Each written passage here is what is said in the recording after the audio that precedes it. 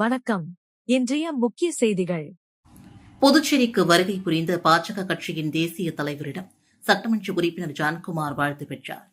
புதுச்சேரி சட்டமன்றத்திற்கு கடந்த சில நாட்களுக்கு முன்பு தேர்தல் நடைபெற்று ஆட்சியாளர்கள் பதவியேற்கும் நிலையில் புதுச்சேரிக்கு வருகை புரிந்து பாஜக கட்சியின் தேசிய தலைவர் திரு நிதின் நபீன் அவர்களை முதலியர்பேட்டை தொகுதியின் சட்டமன்ற உறுப்பினர் திரு ஜான்குமார் அவர்கள் மரியாதை நிமித்தமாக நேரில் சந்தித்து பொன்னாடை அணிவித்து வாழ்த்து பெற்றார். நிகழ்ச்சியின் போது பாஜக கட்சியின் நிர்வாகிகள் உடனிருந்தனர். புதுச்சேரியில் 5வது முறையாக ரங்கசாமி முதல்வராக பதவியேற்றார். 2 அமைச்சர்களும் பதவியேற்றனர். புதுச்சேரி சட்டசபை தேர்தலில் என்ஆர் காங்கிரஸ், பாஜக, அதிமுக உள்ளிட்ட தேசிய ஜனநாயக கூட்டணி அமோக வெற்றியை பெற்று ஆட்சியை தக்கவைத்துள்ளது. இந்நிலையில் புதிய அரசின் பதவியேற்பு விழா ஆளுநர் மாளிகையில் இன்று காலை நடைபெற்றது. புதுச்சேரியின் துணைநிலை ஆளுநர் கைலாசநாதன் முதலமைச்சர் ரங்கசாமிக்கு பதவி பிரமாணமும் ரகசிய காப்பு பிரமாணமும் செய்து வைத்தார். ஆளுநர் காலை 9:46 மணிக்கு பிரமாணத்தை வாசிக்க தொடங்கிய நிலையில் ஆன்மீகத்திலும் ஜோதிடத்திலும் அதிக நம்பிக்கை கொண்ட முதலமைச்சர் ரங்கசாமி தனது உதவியாளரை சரியாக மணி பார்க்க வைத்தார். சரியாக 9:47 மணிக்கு அவர் தனது பதவியேற்பு கோப்பில் கையெழுத்திட்டதும் குறிப்பிடத்தக்கது. முதலமைச்சரை தொடர்ந்து அமைச்சராக நமச்சிவாயம் பதவியேற்றுக் கொண்டார். அவரைத் தொடர்ந்து 7ஆம் தொகுதியில் சட்டமன்ற உறுப்பினராக தேர்ந்தெடுக்கப்பட்ட மல்லாடி கிருஷ்ணாராவ் தெலுங்கு மொழியில் அமைச்சராக பதவி பிரமாணம் எடுத்துக் கொண்டார். இந்த விழாவில் பாஜக தேசிய தலைவர் நிதின் நபீன், தேசிய அமைப்பு பொதுச் செயலாளர் எல் சந்தோஷ், தலைமை செயலர் சரத் சவுகான் உள்ளிட்ட முக்கிய பிரமுகர்களும் கலந்து கொண்டனர். இவர்களுடன் புதிதாக தேர்ந்தெடுக்கப்பட்ட சட்டமன்ற உறுப்பினர்கள் மற்றும் பல்வேறு அரசியல் கட்சி நிர்வாகிகள் என பலரும் இந்த விழாவில் பங்கேற்று சிறப்பித்தனர். தமிழகத்தை தொடர்ந்து புதுவையிலும் முதல்வர் பதவியேற்பு விழாவில் தமிழ்தாய் வாழ்த்து 3வதாக பாடப்பட்டுள்ளது. இதற்கு பல்வேறு தரப்பினரும் கண்டனம் தெரிவித்துள்ளனர். நடந்து முடிந்த புதுவை சட்டப்பேரவைத் தேர்தலில் என்ஆர் காங்கிரஸ், பாஜக கூட்டணி வெற்றி பெற்ற நிலையில் என்ஆர் காங்கிரஸ் தலைவர் ரங்கசாமி 5வது முறையாக இன்று முதல்வராக பதவியேற்றார். இந்நிலையில் தமிழகத்தை தொடர்ந்து புதுவையிலும் இன்றைய முதல்வர் பதவியேற்பு விழாவில் தமிழ்தாய் வாழ்த்து 3வதாக பாடப்பட்டுள்ளது. இன்று நடைபெற்ற விழாவில் முதலில் வந்தே மாதரம், 2வதாக தேசிய கீதம் பாடப்பட்டு பின்னர் 3வதாக தமிழ்தாய் வாழ்த்து பாடப்பட்டுள்ளது. ஆனால் பதவியேற்பு விழா நிகழ்ச்சியில் முதல் தமிழ்தாய் வாழ்த்து, அதன் பின்னர் வந்தே மாதரம், தேசிய கீதம் என்று குறிப்பிடப்பட்டுள்ளது. இந்த சம்பவத்திற்கு பல்வேறு தரப்பினரும் கண்டனம் தெரிவித்துள்ளனர். மருத்துவ விடுப்பில் அரசியல் கட்சி வேட்பாளருக்காக தேர்தல் பணியாற்றிய சப் இன்ஸ்பெக்டரை சஸ்பெண்ட் செய்து டிஜிபி ஷாலினி சிங் உத்தரவிட்டுள்ளார். புதுச்சேரி காவல்துறையில் சப் இன்ஸ்பெக்டராக பணிபுரிந்தவர் ராஜசேகர். இவர் சில மாதங்களுக்கு முன்பு மாஹி சிறப்பு பிரிவு சப் இன்ஸ்பெக்டராக பணியிட மாற்றம் செய்யப்பட்டார். அப்பணியில் சேர்ந்த ராஜசேகர் உடல்நிலை பாதிக்கப்பட்டதாக கூறி மருத்துவ விடுப்பில் புதுச்சேரி திரும்பினார். மருத்துவ விடுப்பை அவர் நீடிப்பு செய்ததை தொடர்ந்து மருத்துவ பரிசோதனைக்கு உட்படுத்த அதிகாரிகள் உத்தரவிட்டனர். இதனால் அவர் மருத்துவ பரிசோதனைக்கு உட்படுத்திக் கொள்ளாமல் நடந்து முடிந்த சட்டசபை தேர்தலில் காமராஜர் நகர் தொகுதியில் லாஜக வேட்பாளருக்கு ஆதரவாக தேர்தல் பணியாற்றியதாக புகார் எழுந்தது. இதுகுறித்த வீடியோவும் சமூக வலைதளங்களில் பரவியது. இதனையடுத்து ராஜசேகரை சஸ்பெண்ட் செய்து டிஜிபி ஷாலினி சிங் உத்தரவிட்டார். திருநள்ளாற்றில் உலக பிரசித்தி பெற்ற ஸ்ரீ சனீஸ்வர பகவான் ஆலயத்தில் வைகாசி பிரம்மோற்சவ விழா இன்று கொடியேற்றத்துடன் துவங்கியது. காரைக்கால் அடுத்த திருநள்ளாற்றில் உலக பிரசித்தி பெற்ற ஸ்ரீ தர்பரணேஸ்வரர் சுவாமி தேவஸ்தானம் ஸ்ரீ சனி பகவான் ஆலயத்தில் இந்த ஆண்டு வைகாசி பிரம்மோற்சவ விழா கொடியேற்றத்துடன் விமர்சையாக துவங்கியது. கொடியேற்றத்தை முன்னிட்டு ரிஷிப கொடியை வீதி உலாவாக எடுத்து சென்று மீண்டும் ஆலயத்திற்கு வந்தடைந்த பின்னர் கொடிமரத்திற்கு கணபதிக்கு சிறப்பு அபிஷேகம் மற்றும் ஆராதனைகள் நடைபெற்றது. இதனைத் தொடர்ந்து வேத மந்திரங்கள், மங்கள வாத்தியங்கள் முழங்க கொடியேற்றப்பட்டது. கொடியேற்றத்தை தொடர்ந்து பஞ்சமூர்த்திகள் வீதி உலா நடைபெற்றது. நிகழ்ச்சியில் திரளான பக்தர்கள் கலந்து கொண்டு சுவாமி தரிசனம் செய்தனர். விழாவின் முக்கிய நிகழ்ச்சிகளான 27ஆம் தேதி திருத்தேரோட்டமும் 28ஆம் தேதி சனி பகவான் தங்க காக்கை வாகனத்தில் வீதி உலாவும் நடைபெறவுள்ளது. கோவிந்த சாலை அந்தோணியர் கோவில் தெருவில் குடிசை மாற்று வாரியத்தின் சார்பில் அடுக்குமாடி குடியிருப்பு கட்டுமான பணிகளை தொகுதியின் சட்டமன்ற உறுப்பினர் நேரு ஆய்வு செய்தார். புதுச்சேரி கோவிந்த சாலை அந்தோணியர் கோவில் தெருவில் குடிசை மாற்று வாரியத்தின் மூலமாக அடுக்குமாடி குடியிருப்புகள் கட்டப்பட்டு மக்கள் வசித்து வருகின்றனர். இந்த அடுக்குமாடி குடியிருப்புகள் சேதமடைந்துள்ளதாக அப்பகுதி மக்கள் அளித்த புகாரின் அடிப்படையில் அரசு நிதி ஒதுக்கீடு செய்து சீரமைப்பு கட்டுமான பணிகளை மேற்கொண்டு வருகிறது. இந்நிலையில் தொகுதியின் சட்டமன்ற உறுப்பினர் நேரு அந்தோணியர் கோவில் தெருவில் நடந்து வரும் அடுக்குமாடி குடியிருப்பு கட்டுமான பணிகளை பார்வையிட்டு தரமான முறையில் அமைக்கப்பட்டு வருகிறதா என்று ஆய்வு செய்தார். அப்போது குடிசை மாற்று வாரிய உதவி பொறியாளர் சுதர்சனம், இடைநிலை பொறியாளர் உதயகுமார் உட்பட பலரும் கலந்து கொண்டனர். விருதாச்சலம் அருகே குடிநீர் கேட்டு காலி குடங்களுடன் பொதுமக்கள் ஏரிப்பிரிவாக பிரிந்து 2 இடங்களில் மறியல் போராட்டத்தில் ஈடுபட்டதால் பரபரப்பு ஏற்பட்டது. கடலூர் மாவட்டம் விருதாச்சலம் அடுத்த இருசாலங்குப்பம் கிராமத்தில் சுமார் 300க்கும் மேற்பட்ட குடும்பங்கள் வசித்து வருகின்றன. இந்நிலையில் இக்கிராமத்தில் உள்ள பட்டியல் இன மக்கள் வசிக்கக்கூடிய பகுதிகள் கடந்த 5 நாட்களுக்கு மேலாக குடிப்பதற்கு குடிநீர் கூட இல்லாததால் சம்பந்தப்பட்ட ஊராட்சி நிர்வாகத்திடம் பலமுறை புகார் அளித்துள்ளனர். ஆனால் ஊராட்சி நிர்வாகம் கண்டு கொள்ளாததால் ஆத்திரமடைந்த அக்கிராம மக்கள் 2 பிரிவாக பிரிந்து விருதாச்சலம் ஆலடி செல்லும் சாலையில் கோட்டேரி கிராமத்திற்கு செல்லும் சாலையிலும் அமர்ந்து மறியல் போராட்டத்தில் ஈடுபட்டனர். இதனால் அரசு மற்றும் தனியார் பேருந்துகள் செல்ல முடியாமல் சுமார் 1 மணி நேரமாக காத்து கிடந்தன. இதுகுறித்து தகவல் அறிந்த விருதாச்சலம் போலீசார் வருகை தந்து குடிநீர் கிடைக்க வழிவகை செய்யப்படும் என்று கூறியதன் அடிப்படையில் மறியல் போராட்டத்தை கைவிட்டனர். இதனால் சிறிது நேரம் பரபரப்பு ஏற்பட்டது. தண்ணி வரவே இல்லை. இதுக்கு ஒன்னொரு தண்ணி டேங்காவது ஒன்னது கொடுக்கணும், இல்ல அடிப்பம்பு இருக்கணும், மினி டேங்க் எதுவுமே கிடையாது. இது வரைக்குமே மோட்டர் சரி பண்ணவே கொடுக்கவே இல்லை. நாங்க எங்க போய் தண்ணி பிடிக்கிறோம்? கிளர்க்கு சொன்னீங்களா? எல்லார்கிட்டையும் சொல்லியாச்சு, கடற்கரையிலேயே பார்த்தாச்சு, பியோடைய அம்மா பார்த்தாச்சு. யாருமே எதுவுமே எந்த நடவடிக்கையுமே எடுக்கவே இல்லை இன்ன வரைக்கும். ஒரு ஏதாவது மாத்து தண்ணி இருந்தாலும் அதை வச்சு ஜனங்க குடிச்சுக்குவோம். ஒண்ணுமே இல்லாத என்ன பண்ணுவாங்க? எப்படி என்ன செய்யறது குழந்தைங்களை வச்சுக்கிட்டு? தண்ணிக்கு எங்க போடுறீங்க போய்? இப்ப பக்கத்துல யாராவது மோட்டர் கிட்ட வீட்டுல போர் வச்சிருக்கவங்களுக்கு குடிக்கிறோம். அவங்க கூட எத்தனை நாளைக்கு கொடுப்பாங்க தண்ணி? 10 நாளா ஆகுது. 10 நாளா கொடுப்பாங்களா? அவங்களுக்கு கரெக்ட் பில் என்ன எவ்வளவு ஆகும்? கொடுப்பாங்களா தண்ணி? இவங்க தானே மாத்தி செஞ்சு கொடுக்கணும்.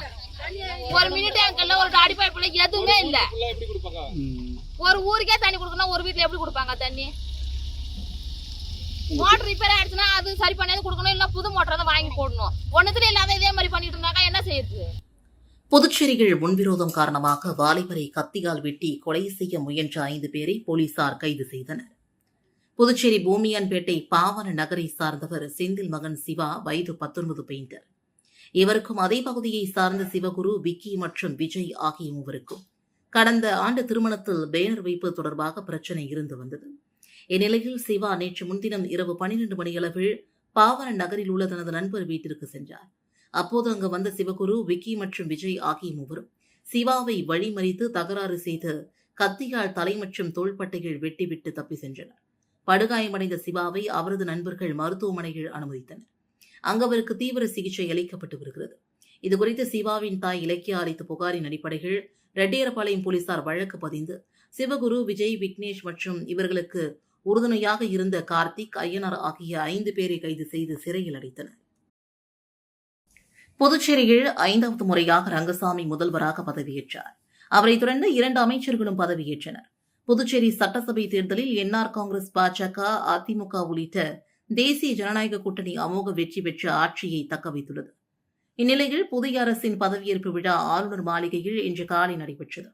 துணைநிலை ஆளுநர் கைலாசநாதன், முதலமைச்சர் ரங்கசாமி மற்றும் அமைச்சர்களாக நமச்சிவாயம், மல்லாடி கிருஷ்ணராவ் ஆகியோருக்கு பதவி மற்றும் ரகசிய காப்பு பிரமாணத்தை செய்து வைத்தார்.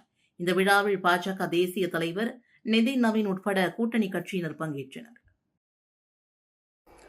புதுச்சேரியில் 5வது முறையாக முதல்வர் ரங்கசாமி பதவியேற்றதைத் தொடர்ந்து திருபுவனை தொகுதி மதகடிப்பட்டு பகுதியில் என்ஆர் காங்கிரஸ் முன்னாள் சட்டமன்ற உறுப்பினர் கோபிகா தலைமையில் இணைப்பு வழங்கி கொண்டாடப்பட்டது. புதுச்சேரியின் முதலமைச்சராக அகில இந்திய என்ஆர் காங்கிரஸ் தலைவர் ரங்கசாமி 5வது முறையாக பதவியேற்றார். லோக் நிவாஸில் நடைபெற்ற விழாவில் துணைநிலை ஆளுநர் கைலாசநாதன் அவருக்கு பதவி பிரமாணம் செய்து வைத்தார். ரங்கசாமி புதுச்சேரியின் முதல்வராக 5வது முறையாக பதவியேற்று சாதனை படைத்துள்ளார். இதனைத் தொடர்ந்து புதுச்சேரி முழுவதும் அவரது ஆதரவாளர்கள் பல்வேறு இடங்களில் பட்டாசு வெடித்து இனிப்பு வழங்கி வெகு சிறப்பான முறையில் கொண்டாடி வருகின்றனர். இதன் ஒரு பகுதியாக திருபுவனை சட்டமன்ற தொகுதிக்குட்பட்ட மதகடிப்பட்டு பகுதியில் முன்னாள் சட்டமன்ற உறுப்பினர் கோபிகா தலைமையில் பொதுமக்களுக்கு இனிப்பு வழங்கி கொண்டாடப்பட்டது. இதில் என்ஆர் காங்கிரஸ் கட்சி நிர்வாகிகள் திரளானோர் கலந்து கொண்டனர். புதுச்சேரியின் பிராந்தியமான ஏனாமில் சமூக வலைதளத்தில் அவதூறு பரப்பிய நபரின் செல்போனை போலீசார் பறித்ததால் செல்போன் டவரில் ஏறி வாலிபர் தற்கொலை மிரட்டல் விடுத்த சம்பவம் அரங்கேறியுள்ளது. புதுச்சேரியின் பிராந்தியமான ஏனாமை சார்ந்தவர் முகமது ஆலிஷா, வயது 32. இவர் தனது சமூக வலைதள பக்கத்தில் ஏனாம் தொகுதியில் வெற்றி பெற்ற என்ஆர் காங்கிரஸ் வேட்பாளர் மல்லாடி கிருஷ்ணராவை அவதூறாக விமர்சித்து பதிவுகளை வெளியிட்டதாக கூறப்படுகிறது. இதுகுறித்த புகாரின் அடிப்படையில் ஏனாம் போலீசார் முகமது ஆலிஷாவின் செல்போனை பறிமுதல் செய்து விசாரணை மேற்கொண்டு வருகின்றனர். இதனிடையே தனது தவறிற்கு மன்னிப்பு கோரி அவர் சமூக வலைதளத்தில் பதிவிட்டுள்ளார். தொடர்ந்து அவர் ஏனாம் போலீசாரிடம் தனது செல்போனை திரும்பி தரும்படி கேட்டுள்ளார். ஆனால் போலீசார் விசாரணையின் முடிவில்தான் தருவதாக கூறியுள்ளனர். இதனால் ஆத்திரமடைந்த முகமது ஆலிஷா அங்குள்ள செல்போன் கோபுரத்தில் ஏறி தற்கொலை மிரட்டல் விடுத்தார். இதுகுறித்து அந்த பகுதி மக்கள் போலீசாருக்கு தகவல் தெரிவித்தனர். உடனடியாக போலீசார் தீயணைப்பு வீரர்கள் அங்கு விரைந்து சென்றனர். அவர்கள் முகமது ஆலிஷாவை சமாதானப்படுத்தினர். சுமார் 1 மணி நேர போராட்டத்திற்கு பிறகு கோபுரத்திலிருந்து கீழே இறங்கி வந்தார். இதனால் சிறிது நேரம் அங்கு பரபரப்பு ஏற்பட்டது. புதுச்சேரி அரசு பதவியேற்பு விழாவில் தமிழ்தாய் வாழ்த்து புறக்கணிக்கப்பட்டால் ஆளுநருக்கு கருப்பு கொடி காட்டுவோம் என்று எச்சரிக்கை விடுத்த திராவிடர் விடுதலைக் கழக நிர்வாகிகளை முன்னெச்சரிக்கையாக போலீசார் கைது செய்ததால் பரபரப்பு ஏற்பட்டது. புதுச்சேரி புதிய அரசின் பதவியேற்பில் தமிழ்தாய் வாழ்த்து அவமதிக்கப்பட்டால், சமஸ்கிருத வந்தே மாதரம் இசைக்கப்பட்டால் புதுச்சேரி துணைநிலை ஆளுநருக்கு கருப்பு கொடி காட்டப்படும் என்று புதுச்சேரி தந்தை பெரியார் திராவிடர் கழகம் அறிவித்திருந்தது. இந்நிலையில் இன்று காலை அரியங்குப்பம் சந்திப்பில் திராவிட முன்னேற்றக் கழகத்தின் தலைவர் வீரமுருகன் தலைமையில் துணைத் தலைவர் இளங்கோ, செயலாளர் சுரேஷ் உட்பட நிர்வாகிகள் தமிழ்தாய் வாழ்த்து பாடலை அவமதிக்காதே, வந்தே மாதரம் பாடாதே என்று புதுச்சேரியின் துணைநிலை ஆளுநரை கண்டித்து கருப்பு கொடி காட்ட முயன்றனர். அப்போது அரியங்குப்பம் போலீசார் முன்னே எச்சரிக்கை நடவடிக்கையாக அவர்களை கைது செய்தனர். இதனால் அங்கு சிறிது நேரம் பரபரப்பு ஏற்பட்டது. புதுச்சேரி முதல்வராக 5வது முறையாக பதவியேற்கும் ரங்கசாமிக்கு வாழ்த்து தெரிவித்து திருப்பட்டினத்தில் என்ஆர் காங்கிரஸ் சார்பில் பட்டாசு வெடித்து கொண்டாடப்பட்டது. புதுச்சேரி சட்டமன்ற தேர்தலில் தேசிய ஜனநாயக கூட்டணி அதிகப்படியான இடங்களை கைப்பற்றி ஆட்சியை தக்க வைத்துள்ளது. இந்நிலையில் 5வது முறையாக முதலமைச்சராக பதவியேற்கும் ரங்கசாமியை வரவேற்கும் வகையிலும் அவருக்கு வாழ்த்து தெரிவித்தும் என்ஆர் காங்கிரஸ் திருப்பட்டினம் தொகுதியின் பொதுச் செயலாளர் விஜயகுமார் ஏற்பாட்டில் 100க்கும் மேற்பட்ட என்ஆர் காங்கிரஸ் பொறுப்பாளர்கள் மற்றும் தொண்டர்கள் திருப்பட்டினம் கடைவீதிகள் பட்டாசு வெடித்தும் இனிப்புகள் வழங்கியும் கொண்டாடினர். அப்போது முதலமைச்சர் ரங்கசாமி வாழ்க என்று முழக்கமிட்டு தங்களது மகிழ்ச்சியை வெளிப்படுத்தினர். இந்த நிகழ்ச்சியில் பெண்கள் உள்ளிட்ட 100க்கும் மேற்பட்ட என்ஆர் காங்கிரஸ் தொண்டர்கள் கலந்து கொண்டனர். காரைக்கால் சமத்துவபுரம் பகுதியில் நாய் மற்றும் பூனைகளுக்கு விஷம் வைத்து கொன்றவர் மீது நகர காவல் நிலையத்தில் வழக்கு பதிவு செய்து விசாரணை நடத்தி வருகின்றனர். காரைக்கால் மாவட்டம் சமத்துவபுரம் பகுதியில் நாய், பூனை உள்ளிட்ட விலங்குகள் மர்மமான முறைகள் இருப்பதாக கிடைத்த தகவலின் அடிப்படையில் ஹோப் டைல் அனிமல் ஃபவுண்டேஷன் அமைப்பினர் அப்பகுதியில் இதுகுறித்து விசாரித்த போது அங்குள்ள நபர் ஒருவர் கோழிகளை வளர்ப்பதற்காக நாய், பூனைகளுக்கு விஷம் வைத்து கொன்றிருப்பதாகவும் அந்த நபர் தொடர்ந்து நாய், பூனைகளை துன்புறுத்தி வருவதாகவும் அப்பகுதி மக்கள் தெரிவித்தனர். இதுகுறித்து ஹோப் டைல் அனிமல் ஃபவுண்டேஷன் அமைப்பின் தலைவர் சிறில் இருதயராஜ் மாவட்ட காவல் கண்காணிப்பாளர் மற்றும் நகர காவல் நிலைய ஆய்வாளருக்கு புகார் அளித்தார். காரைக்கால் சமத்துவபுரம் பகுதியை சார்ந்த பஷீர் மற்றும் அவரது மனைவி பர்வீன் ஆகியோர் மீது நகர காவல் நிலையத்தில் வழக்கு பதிவு செய்யப்பட்டுள்ளது. இப்பகுதியில் இருந்த பூனைகளுக்கு காரைக்கால் கால்நடை பராமரிப்புத்துறை அலுவலகத்தில் உள்ள கால்நடை மருத்துவமனையில் உடல்கூறு ஆய்வு செய்யப்பட்டு வருகிறது. என் பேரு சிறில். நான் ஹோப்டேல் ஃபவுண்டேஷன் ஃபார் அனிமல்ஸ்னு காரைக்காலில் ஒரு அனிமல் வெல்ஃபேர் குரூப் ஒரு டீம். நாங்கள் ஒரு 2 வருஷமாக ஒர்க் பண்ணிட்டு இருக்கோம். ரோட்ல இருக்கிற கைவிடப்பட்ட அனிமலோ இல்லை ரோட்ல ஏதாவது ஆக்சிடென்ட் ஆன அனிமல்லாம் எங்கள்கிட்ட வரும். நாங்கள் அதை ட்ரீட் பண்ணி வேக்சினேட் பண்ணி திரும்பி அதுங்களை அதே இடத்துல ரிலீஸ் பண்ணிவிடுவோம். கருத்தடை ஆப்ரேஷன் பண்ண முடிஞ்சாலும் ஃபீமேல் டாக்னா பண்ணி அதே இடத்துல திரும்பி விட்டுருவோம். எங்களுக்கு ரீசெண்டாக நிறைய இடத்துலேருந்து கம்ப்ளைண்ட் காரைக்கால்லேருந்து என்ன வருதுன்னா, இந்த மாதிரி விலங்குகளுக்கு ரோட்டில் இருக்க விலங்குகளுக்கு சாப்பாடு கொடுக்குறவங்களையோ இல்லை அதை பார்த்துக்கிறவங்க இல்லை ஏதாவது பால் வைக்கிறாங்களோ எது வைக்கிறாங்களோ அவங்க பக்கத்தில் உள்ளவங்க எல்லாரும் சேர்ந்து நீங்கள் இதை பண்ணக்கூடாது, நீங்க எப்படி பண்ணலாம், நீங்க பண்றதுனால தான் இது வந்து அதிகமாயிட்டுன்ட்டு அவங்கள அட்டாக் பண்றது, அவங்கள 4-5 பேரா குரூப் சேர்ந்துக்கிட்டு அவங்கள வந்து அட்டாக் பண்றது, இந்த மாதிரி நடந்துகிட்டு இருக்கு. இந்த மாதிரி இன்ஃபர்மேஷன்லாம் நிறைய தடவை எங்கள்கிட்ட வந்திருக்கு. நாங்களே அவங்கள்ட்ட வந்து காரியலா போய் இதை வந்து எக்ஸ்பிளைன் பண்ணியிருக்கோம். இது இப்படிதான், இது வந்து ரைட் அப்படின்னு சொல்லிட்டு. இதுக்கிடையில வந்து காரைக்கால்ல சமத்துவபுரம்னு ஒரு ஏரியால ஒரு குடும்பம் வந்து மிஸ்டர் பஷீர், அவங்க ஒய்ஃப் வந்து பர்வீன், அவங்க பையன் ஒரு பையன் இருக்கான், சின்ன பையன் அவன். அவங்க 3 பேர் சேர்ந்து அந்த ரோட்ல உள்ள எல்லா விலங்குகளுக்கும், ரோட்ல உள்ள விலங்குகளுக்கு விஷம் வச்சிருக்காங்க. மெயினா வந்து அதுல வந்து 5 பூனை இறந்து போயிருக்கு, 4 நாய் வந்து இறந்து போயிருக்கு. இதை நமக்கு வந்து இதை இன்ஃபர்மேஷன் நேற்று வந்துச்சு. நம்ம போய் அங்கே கேட்டப்ப, சார் ரோட்ல உள்ளதுங்கெல்லாம் வந்து நாங்கள் கோழி வளர்க்குறோம் சார், ரோட்ல உள்ளதுங்கெல்லாம் வந்து பிடிக்க வச்சுங்கன்னா நான் என்ன பண்ணுவோம் சார்னு கேட்குறாங்க. ஒரு கோழி வளர்க்குறதோ ஆடு வளர்க்குறதோ நீங்க வந்து அதை பாதுகாப்பாக வளர்க்குறது உங்களோட கடமை. இதுங்கெல்லாம் ரோட்ல உள்ள காலங்காலமா பாரம்பரியமா இதுங்கெல்லாம் ரோட்லயே இருக்க அனிமல்ஸ் வந்து இதை வந்து ஒரு காரணமா வச்சுக்கிட்டு அதை அடிக்கிறதும் இது பண்றதுமா இருக்கு. இது வந்து இப்ப இல்ல, இது வந்து நிறைய இடத்துல நடந்துட்டு இருக்கு. அதனால இது நான் என்ன பப்ளிக் எல்லாருக்கும் சொல்லிக்கிறது, உங்களால உதவி பண்ண முடியலன்னா தயவு செஞ்சு அதுங்களை ஃப்ரீயா விட்டுருங்க. சட்டத்தை உங்க கையில எடுத்துக்காதீங்க. அப்படி நீங்க எடுத்துக்கிட்டீங்கன்னா எங்க டீம் கண்டிப்பா இதுல உள்ளார வருவோம். நாங்க இதை லீகலா animal welfare board of India வரைக்குமே கொண்டு போவோம்.